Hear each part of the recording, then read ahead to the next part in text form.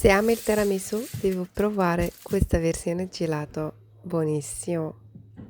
Ciao, sono Fatima. Se mi vedi per la prima volta, non dimenticare di seguirmi. Andiamo a fare il gelato tiramisù.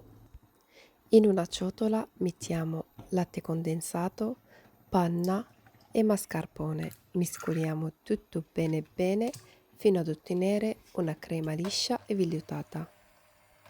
Non dimenticare di mettere like in questo video se vi piace e anche lasciatemi un commento.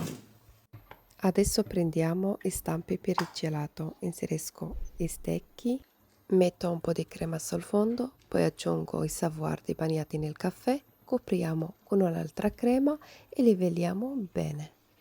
E metto tutto nel freezer per almeno 6 ore. E questa è la parte più difficile, aspettare che si congelano. Per la copertura ho sciolto il cioccolato con un po' d'olio, così renderlo più fluido e croccante. Immergo il magnum nel cioccolato e guardate che meraviglia! Dopo aver immerso il gelato nel cioccolato, appoggialo subito su carta alluminio.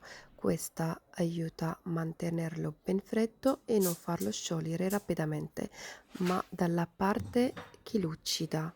Metto una spolverata di cacao amaro e l'ho messo nel frigo per 5 minuti. Ecco pronto un gelato buonissimo, cremosissimo dentro, croccante fuori. Questo gelato tiramisù ormai è diventato una dipendenza a casa mia, buonissimo veramente, vi consiglio a provarlo. Salva questa ricetta e lascia un commento per supportarmi. E fammi sapere nei commenti se proverai questa ricetta. Ciao ciao, ai prossimi video.